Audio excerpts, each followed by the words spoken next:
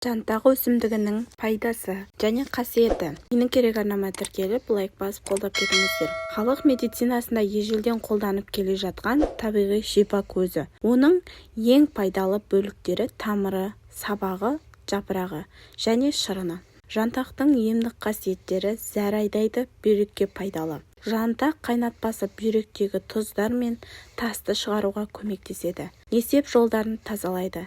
Цистит, уретрит, піскен ісікті азайтады. Зәрдің жүруін жеңілдетіп, ісінуді басады. Асқазан ішек жолдарын жақсартады. Ауыз арқылы ішкен жантақ суы ас қорытуды жақсартады. Іш тоқтамау, іш өту сияқты мәселелерге қарсы қолданылған. Қақырық түсіргіш тыныс жолдарын тазартады. Тыныс жолдарының қабынуы, жөтелі бронхит, өкпе ауруларына қарсы қайнатпасы пайдаланылады. Қақырықты сұйылтып, шығуын жеңілдетеді. Қан тазартушы. Жантақ суы организмді токсиндерден тазартады.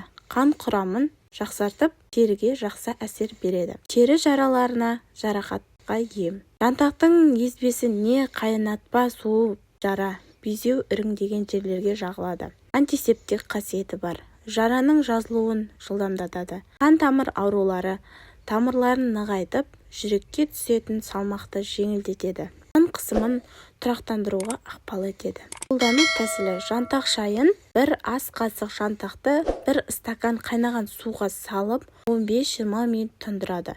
Күніне 2-3 рет ішесіз.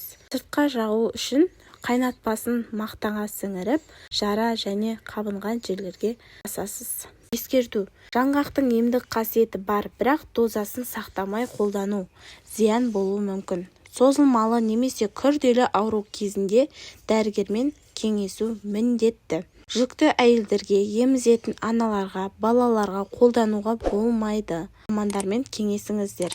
Менің каналыма тіркеліп, қолдап кетіңіздер. Пайдаңызға жарасын.